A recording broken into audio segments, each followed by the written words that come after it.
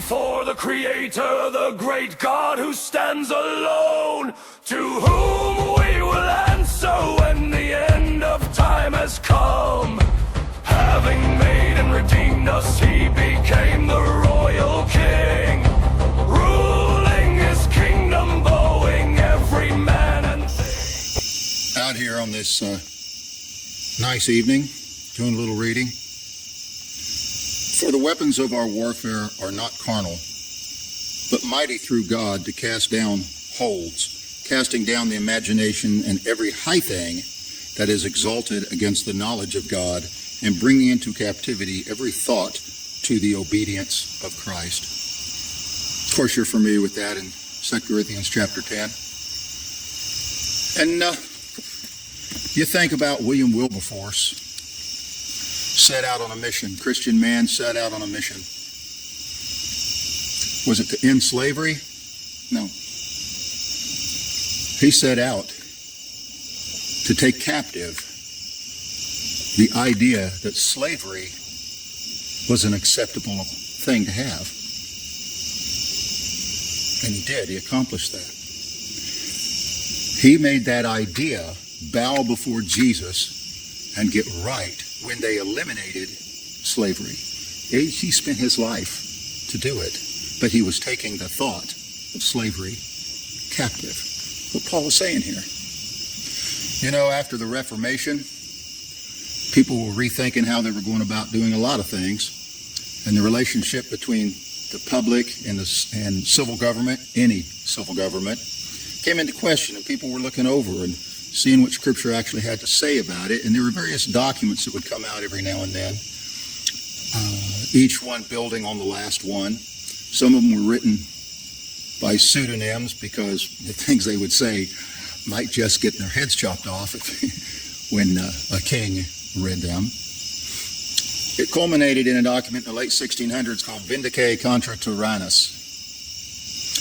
And I recommend looking that up, Vindice contra Tyrannus. There are many English copies of it that you can find on the internet. But basically talking about the king is not the final authority. The king answers to God. Every civil government answers to God, who is the one true sovereign. The logic of that accumulated, that culminated in Vindice contra Tyrannus. 100 years later, you read the United States Declaration of Independence, and you see that same thinking all through the wording of it. It was the same process that came out of people in the church thinking in theological terms about how civil government should operate, because they were developing and taking captive the idea of civil government. To take captive, that implies you go on an attack, a raid, your army against theirs, you conquer them, and you take slaves home. When it says, making them submit to Jesus, you could just picture, in ancient times, they would bring home their captives, maybe the king in chains before your army, and make the king march down Main Street and take him and present him to your king, bringing captives home. And there are other places in the New Testament that actually use language speaking exactly to that. So you're making it submit, whatever this idea is that you go out in the world. You see, the whole world's made of ideas. There's an idea. People live a certain way because in all this big community, millions of people around, because we have an idea of civilization, have an idea of big business, have an idea of how to run a business.